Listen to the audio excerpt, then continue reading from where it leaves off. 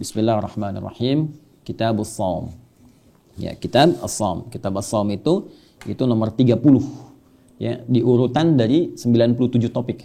Ya, jadi pertama Kitab Bad'ul Wahyi, kedua Kitabul Iman, ketiga Kitabul Ilmi, nanti ke-30-nya Kitab As-Shaum. Baik, saya pernah terangkan begini. Ada Shaum, ada Siyam. Ya, itu berbeda. Itu berbeda secara detailnya. Ya, secara detailnya. Shaum dan Siyam.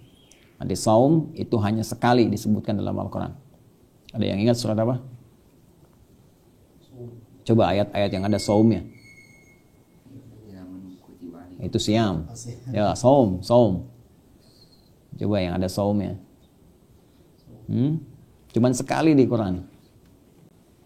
Inni nadhartu lirrahmani shauma falan ukallimal. Coba bacakan dari ayatnya, awal ayatnya. Itu Quran surah 19 Maryam ayat 26. Coba. Fakuli washrabi. Fakuli washrabi wa qarri 'aina. Fa imma tarayinna minal bashari ahada. Fakuli inni nadartu lirrahmani shauma. Ingat, yang pertama waku pakai kaf, yang kedua faqa pakai qaf, faquli. Ya kan? Karena yang pertama silahkan makan dan minum dengan nyaman. Ya, tapi yang kedua pakai qaf untuk dikatakan faquli inni nadartu lirrahmani shauma. Itu satu-satunya ayat dalam Al-Qur'an yang menggunakan kata shaum. Ya, adapun kata siyam nanti disebutkan 9 kali dalam Al-Qur'an. 9 kali. Ya, termasuk nanti puasa Ramadan itu kewajibannya menggunakan kata siyam. Di Al-Baqarah ayat 183 itu, ya ayyuhalladzina amanu kutiba alaikumus siyam. Nah, kalau kita bicara shaum dengan siyam, maka shaum itu lebih umum sifatnya. Jadi mencakup semua jenis puasa bermakna menahan. Puasa itu kan arti dasarnya menahan, al-imsak. Jadi imsak itu asalnya menahan puasa. Ya, makanya di dalam kitab fikih disebutkan as-shaumu was-siyamu, ya, al-imsak. As-shaumu was-siyamu fil lughati al-imsak. Jadi yang dimaksud shaum dan siyam secara bahasa itu apa? Imsak. Jadi nama lain puasa itu apa? Imsak. Jadi imsak itu apa? Puasa, ya. Jadi kalau sudah imsak artinya sudah apa? Puasa. Imsak artinya apa? Puasa, bukan makan, ya. Itu jadi nama lain dari shaum kan sama dengan siyam. Artinya apa? Imsak. Imsak itu artinya apa? Nahan itu apa? Puasa, gitu ya. Jadi kalau sudah imsak harus sudah puasa. Nah, jadi sekarang kalau subuhnya misal nih subuh 4.33, imsaknya jam berapa? 4.23. 4.33. Kalau 4.23 masih boleh makan. Ya. Coba 4.33 subuh. Nah, itu kan 4.33 itu subuh. Kapan kita mulai puasa? Saat adzan. Ya. Coba pas adzan. Coba dalilnya apa? Pakai dalil. Al-Baqarah ayat 187. Wa kulu washrabu hatta yatabayyana lakumul khaytul abyadu minal khaytil aswadi minal fajr. Silakan makan dan minum di malam hari, ya kan? Dari mulai maghrib itu sampai terus tibanya apa? Fajar. Fajar itu kan penanda subuh kan? Ya, kemudian ditandai dengan apa? Adzan. Allahu akbar, Allahu akbar. Jadi kalau sudah tiba adzan subuh, sudah tiba fajar, berarti harus apa? Puasa, dimulailah puasa. Tadi puasa bahasa Arabnya apa? Shaum. Terus apa lagi? Siyam. Apa lagi? Imsak. As-shaumu was-siyamu fil lughati al-imsak. Jadi kalau sudah adzan harus imsak. Jadi imsak itu waktunya kapan? Pas adzan. Jadi kalau 10 menit sebelum adzan itu masih boleh 3 piring, 2 piring, ya, 3 jus alpukat, jus buah naga, ya, naganya Hongkong, naga Cina, silakan. Nah, jadi sebetulnya kalau sebelum adzan itu masih boleh. Jadi mungkin istilahnya saja, karena di kita itu ada istilah yang sebetulnya kalau digali itu tempatnya bukan di situ gitu ya. Cuman karena adat di masyarakat sudah menyebutkan imsak 10 menit sebelum adzan, ya, jadi bayangannya masih boleh makan. Jadi akhirlah kemudian ada kesimpulan kalau imsak masih boleh makan. Padahal kalau dibawa ke dalam nuansa syariatnya, kata imsak itu menunjukkan waktu awalnya puasa. Jelas ya? Nah itu, jadi kita bedakan antara adat dengan syariat.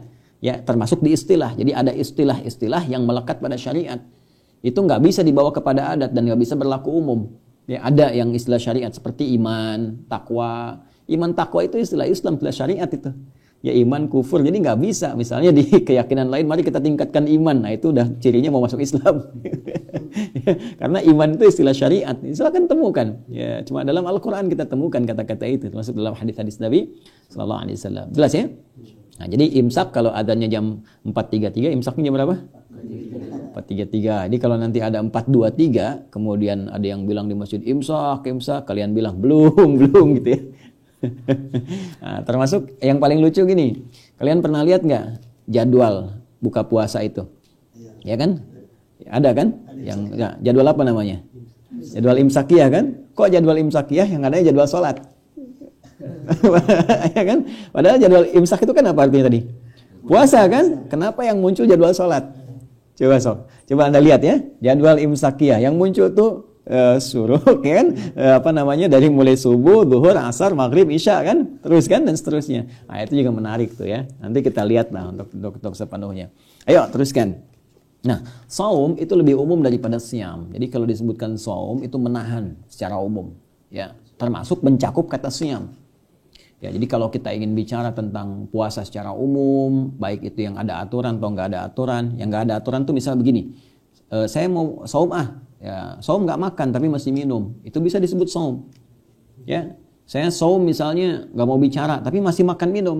Ya kayak Sayyidah Maryam tadi, beliau kan masih makan minum, fakuli washrobi, jadi kan masih ada kan, fakuli washrobi, silahkan makan, silahkan minum, masih makan, masih minum, tapi saumnya apa? Falan ukallima al-yauma insiya, nggak bicara. Ya, jadi misalnya Ihsan ke Faiz misalnya, saya mau saum ya saum apa? Nggak bicara dulu sama kamu misalnya, tapi itu bicara, contoh misalnya itu nanti nggak ada gitu, nggak bicara lagi, ya itu saum, jelas ya. Tapi kalau kita ingin bilang tentang ketentuan yang mengikat pada puasa itu. Jadi puasanya ada syaratnya, ada ketentuannya, nggak boleh sembarangan, kan? Khusus harus ditunaikan. Kalau nggak diikuti ketentuannya bisa batal atau nggak dapat pahala, kan? Maka itu istilahnya langsung spesifik disebut dengan siam. Siam, jelas ya? Nah, jadi ini kalau kita paham tentang ini, kita mengerti bagaimana dahsyatnya bahasa Al-Quran. Ya, Allah kan langsung menyampaikan, ya ayyuhalladzina amanu kutiba alaikumus, bukan saum. Artinya puasa yang kita tunaikan itu bukan puasa biasa. Ada aturannya, ada ketentuannya, nggak boleh sembarangan. Karena itu orang-orang yang sembarangan, Nabi menegaskan, Rabba sa'imin laisa lahu min siyamihi illal ju' wal atash. Jadi nggak sedikit ada sementara orang puasa nggak dapat apa-apa dari puasanya kecuali lapar dan haus saja. Ya, karena nggak memenuhi apa tadi? Aturan, ketentuannya. Nah, Al-Imam Al-Bukhari membuka kitabnya dengan Kitabus Shaum, tidak menyebutkan siam. Kenapa? Karena ini dalamnya akan membahas segala yang terkait dengan saum, menahan. Ya, baik nanti yang terkait dengan Ramadan ataupun nanti di luar Ramadan, ketentuan-ketentuan khusus yang boleh jadi sifatnya nanti akan umum mencakup dalam segala hal yang bermakna puasa atau menahan. Jelas sampai sini? Baik. Dan ini nanti diawali beliau biasanya dengan nama kitab. Jadi setiap topik itu kitab dulu. Masya Allah ya, kalau kita kan kitab ada satu buku ya. Nah ini di dalam buku, dalam satu buku ada 97 kitab lagi. Nah nanti di satu kitab ada berapa bab lagi ke bawahnya. Ya, nah ini di setiap bab ada berapa hadis. Nah itulah Sahih Al-Bukhari. Baik, teruskan. Bismillahirrahmanirrahim. Kitabus Shaum. Ya. Kitab yang membahas tentang segala hal yang terkait dengan saum. Wa qaulillahi ta'ala. Ya, adapun yang dimaksud dengan firman Allah Subhanahu wa taala. Ini sebelum kita sampai ke sini saya ingin terangkan dulu. Saya bacakan babnya dulu ya. Tadi Kitabus Shaum, kemudian satu bab wujubis shaumi Ramadan. Bab yang menerangkan tentang kewajiban puasa Ramadan atau siam Ramadan. Baik. Jadi tadi saya katakan pertama kitab, lalu di bawah kitab ada apa? Bab. Ya, jadi topiknya tentang saum secara umum, nanti ada subbab, bab-babnya nanti ya. Ada subkitab bab. Bab ini, bab ini, bab ini. Yang pertama dibahas adalah bab tentang dasar kewajiban puasa. Nah, ini penting sekali diketahui begini. Al-Imam Al-Bukhari itu luar biasa ya. Beliau juga faqih, lughawi juga muhaddits. Ya, dari mana taunya faqih? Salah satunya bagaimana menempatkan pembahasan dalam kitab ini dari susunan babnya dan melihat kepada dalil. Jadi, kenapa yang dicantumkan pertama dari setiap ibadah itu dasar kewajiban? Ini ingin memberikan pesan bahwa semua ibadah itu diikat dengan dalil. Ya, diikat dengan dalil. Nggak boleh sembarangan orang mengerjakan ibadah, ya kan? Tanpa ada dasarnya, ada dalilnya. Sepanjang itu ibadah ya. Ya, kalau bukan ibadah, perkaranya umum kan mubah. Ya, masih ingat di kaidah usul fikih Al-aslu fil asya'i lil ibahah hatta yadulla dalilu ala tahrim. Ya, jadi kalau urusan-urusan umum di luar ibadah ya itu boleh sampai datang larangannya. Ya, jadi kalau urusan duniawi umum itu yang dicari larangan. Ya, makan semua boleh kecuali yang dilarang gitu. Yang dilarang nggak boleh, kan yang dilarang sedikit. Semua boleh silakan makan. Tinggal cari ada nggak larangannya. Ya, ayam larangannya ada nggak? Nggak ada. Berarti boleh kan makan daging ayam? Boleh, kecuali yang dilarang. Nah, misal jelas kita lihat nih ada babi, ada macam-macam dilarang, ya itu yang nggak boleh. Nanti ujiannya banyak, ada ujian keimanan, ada penerangan tentang kesehatan, macam-macam. Dikerjakan dulu oleh kita perintah itu, kemudian baru datang hikmah kepada kita. Jelas ya? Nah, sebaliknya kalau kita terkait masalah ibadah, maka yang dicari apanya? Perintahnya, dalilnya bukan larangannya. Al-aslu fil ibadati haramun hatta yadulla dalilu ala amriha. Jadi asal dari ibadah itu nggak boleh dilakukan kecuali apa? Ada dalil yang memperbolehkannya. Jadi kebalikannya. Jadi kalau masalah ibadah jangan cari larangannya. Kebalik nanti. Ya, saya mau tanya gini. Boleh sholat subuh itu berapa rakaat? Boleh nggak 3? Kan nggak ada larangannya. Coba lihat. Nah itu dia. Jadi yang dicari perintahnya. Kan perintahnya 2. Jadi kalau kita cari larangan nggak akan ketemu. Ya, saya mau puasa Ramadan misalnya kan. Sampai puasanya selang-seling, ya kan? Sekarang puasa besok tidak gitu, mengikuti rumus puasa Daud gitu kan? Boleh nggak? Nggak boleh, kan nggak ada larangannya. Ya, karena yang dicari apa? Perintahnya. Paham sekarang ya? Paham. Nah demikianlah Al-Imam Al-Bukhari memberikan gambaran kepada kita sepanjang terkait dengan ibadah. Ingat ya, rumusnya ibadah. Jadi kalau bukan terkait dengan ibadah, itu sifatnya bukan dicari apanya? Bukan perintah, tapi apa? Larangannya. Jelas sampai sini? Baik. Nanti ini penting untuk dikaji. Nanti kalau sudah masuk ke bahasan fikih, nanti kita akan belajar ya. Masalah-masalah fikih, turunan-turunan fikih, qawaid fikihnya, sampai nanti memadukan antara persoalan urf, ya adat dengan tradisi dengan syariat.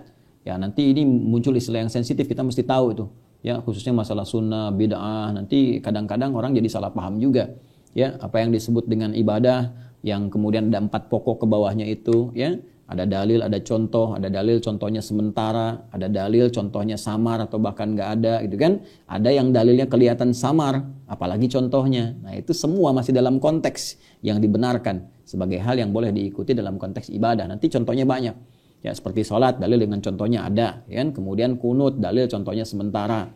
Kemudian ada dalilnya contohnya misalnya samar atau tidak langsung. Apa diantaranya misalnya? Zakat misalnya, zakat fitri. Zakat fitri kan contohnya apa? Contohnya pakai gandum, pakai kurma kan? Nggak ada contoh pakai beras kan? Berarti dalilnya ada, tapi contohnya kan spesifik kan? Menggunakan kurma atau gandum. Sedangkan menggunakan beras itu nggak ada dalilnya. Samar bahkan, nggak ada contohnya. Ya, bukan nggak ada dalil, nggak ada contohnya. Samar. Maka digunakanlah metode kias di sini analogi. Ya, dipahami bahwa kurma dengan gandum itu bukan kepada jenisnya, tapi kepada pokoknya sebagai makanan pokok. Karena sama-sama makanan pokok, ya maka boleh zakat menggunakan beras karena beras bahan makan pokok untuk menjadi nasi. Jelas ya?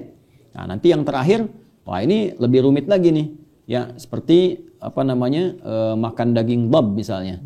Nah, itu kan daging dhab itu Nabi cuma diam, ya kan? Nggak memberikan misalnya nerangkan boleh dimakan, tidak dimakan tuh. Dalilnya kan nggak spesifik, kan? Contohnya juga Nabi nggak praktekkan tuh. Ya kan? Tapi menjadi boleh hukumnya. Nah, itu nanti takrir namanya. Karena waktu Khalid itu bertanya, Khalid bin Walid, ya kan, menghidangkan kepada Nabi SAW, Nabi nggak makan, kan? Tapi ketika mereka makan, Khalid makan, Nabi diam. Diamnya Nabi itu pertanda persetujuan. Ya, diamnya Nabi pertanda apa? Persetujuan. Itu takrir namanya. Takrir. Jadi, walaupun beliau tidak mengatakan iya boleh atau tidak melarang. Jadi, melarang tidak, membolehkan juga tidak, makan juga tidak. Kan rumit tuh. Tapi ketika sahabatnya makan, tidak melarang. Jelasnya ini menunjukkan boleh. Pertanyaannya kenapa Nabi nggak makan? Karena nggak selera, gitu ya. Nah itu harus sampai ke sana. Ya, tapi kenapa Khalid makan itu? Kan ada kambing. Karena Khalid itu panglima lapangan. Nggak semua di lapangan ketika ada operasi militer misalnya sedang perang ada militer tiba-tiba ada kambing guling gitu kan. Misalnya kambing push up ini kan nggak semuanya ada seperti itu, ayam bakar ya macam-macam. Mungkin ada kayak bab tadi atau nanti hewan yang lain. Kalau nggak tahu hukum bisa kelaparan gitu. Ya? Nah itu harus sampai ke situ pemahaman kita. Kalau enggak nanti bisa salah. Semua yang enggak ada contohnya dari Nabi bid'ah. Nah itu kurang baca biasanya. Karena nanti di semua yang dari Nabi itu nggak semuanya ada contoh. Boleh jadi Nabi tidak mempraktekkan karena mungkin tadi ya. Nah, bagi Nabi itu tidak biasa dilakukan walaupun misalnya boleh dan sebagainya. Jelas? Baik. Bismillahirrahmanirrahim. Teruskan bab wujubi shaumi Ramadan. Bab yang menerangkan tentang kewajiban puasa Ramadan. Ini menandakan bahwa semua terkait ibadah apalagi puasa Ramadan pun mesti ada dalil. Apa dalil yang mewajibkannya sampai itu harus kita lakukan? Maka yang pertama ini adalah tertib dari beliau, urutan ya tertibnya dari Al-Qur'annya dulu. Ini biasa di Al-Bukhari. Jadi Al-Qur'an dulu ayatnya apa, baru kemudian hadisnya diperinci. Makanya tadi saya katakan beliau seorang faqih, tahu juga ya lugawi juga karena bisa menempatkan bahasa dengan baik gitu. Wa qaulillahi ta'ala, dan yang terkait dengan bab kewajiban itu ya adalah firman Allah Subhanahu wa ta'ala ya. Jadi ini qaulinya bisa badal dari wujub ya, wa-nya nanti ataf ya. Bab wujubi shaumi Ramadan, bab yang menerangkan kewajiban tentang puasa Ramadan. Apa yang kewajiban dalilnya itu? Wa qaulillahi ta'ala ya. Kenapa tidak mengatakan wa qaulu? Ya kan? Nah, kalau qaulu nanti dibuka menjadi bab baru. Ya, adapun firman Allah Subhanahu wa taala gitu kan, itu baru kan. Tapi ketika menggunakan wa qaulillah, nah ini adapun firman Allah yang terkait dengan kewajiban menunaikan puasa itu ya adalah sebagai berikut. A'udzubillahi minasyaitonirrajim. Bismillahirrahmanirrahim. Ya ayyuhalladzina amanu kutiba alaikumussyam kama kutiba alal ladzina min qablikum la'allakum tattaqun. Itu di Al-Baqarah ayat 183. Jadi ini bagian pertama Al-Imam Al-Bukhari mengajarkan kepada kita bahwa dalam setiap ibadah tuntunan syariat mesti berpatokan kepada apa? Dalil. Dan pokok dalil pertama, walaupun beliau ahli hadis, pengumpul hadis, maka adab dipelihara. Tetap didahulukan apa? Al-Quran. Karena Al-Quran pokoknya. Dan fungsi Rasulullah SAW adalah sebagai penjelas ya Al-Quran. Setelah itu baru dibacakan hadisnya. Saya bacakan dulu hadisnya. Ya, haddatsana qala حدثنا قتيبة ابن سعيد حدثنا إسماعيل بن جعفر عن أبي سهيل عن أبيه عن طلحة ابن عبيد الله أن أعرابيا جاء إلى رسول الله صلى الله عليه وسلم ثائر الرأس فقال يا رسول الله أخبرني ماذا فرض الله علي من الصلاة فقال رسول الله صلى الله عليه وسلم الصلوات الخمسة إلا أن تطوع شيئا. Kemudian faqala akhbirni ma faradallahu alayya minas siyam. Faqala sallallahu alaihi wasallam syahr ramadhana illa an tatawwa syai'a. Kemudian faqala akhbirni bima faradallahu alayya minaz zakah. Faqala sallallahu alaihi wasallam fa akhbarahu Rasulullah sallallahu alaihi wasallam faqala fa akhbarahu Rasulullah sallallahu alaihi wasallam sara'i al-islami qala walladhi akramaka la atatawwa'u syai'an wa la anqusu mimma faradallahu alayya syai'a. Faqala Rasulullah sallallahu alaihi wasallam aflaha in sadaqa aw dakhala al-jannata in sadaqa. Baik. Saya bacakan dulu artinya ya, nanti baru kita bahas kemudian pemaknaannya. Saya langsung ambil ke sanad yang paling akhir atau saya jelaskan dulu susunan rawinya ya, sehingga tahu kita sampai ke Nabi. Imam Al-Bukhari menerima dari Qutaibah bin Sa'id menerima dari Ismail bin Ja'far menerima dari Abi Suhail, dari bapaknya dari Talha bin Ubaidillah. Nah, beliau menjelaskan, menerangkan bahwa anna Arabiyan, seorang Arab Badui. Nanti saya terangkan ya. Seorang Arab Badui ja'a ila Rasulullah sallallahu alaihi wasallam, datang kepada Rasulullah sallallahu alaihi wasallam tha'ir ra'si, dengan rambut yang sudah acak-acakan. Tha'ir ra'si itu bisa beruban, ya bisa rambut yang acak-acakan, enggak tertata rapi. Ya, jadi orang Badui datang mungkin kena badai, kena apa kan, pasir, jalan sehingga tampilannya tidak terlalu rapi. Faqala, ia berkata, ya Rasulullah, wahai Rasulullah SAW, akhbirni madza faradallahu alayya minas salah, apa yang difardukan, diwajibkan oleh Allah kepadaku dari salat itu. Faqala, maka Nabi SAW kemudian menjawab, as-salawatil khamsa illa an tatawwa'a syai'a, ya, yaitu cukup salat yang 5 waktu saja. Yang fardu itu ada 5 waktu, yaitu subuh, zuhur, asar, maghrib, isya, kecuali engkau mau nambah mengerjakan yang sunnahnya sebagai tambahan. Kemudian faqala akhbirni madza faradallahu alayya minaz zakah, ya, alayya minas siyam.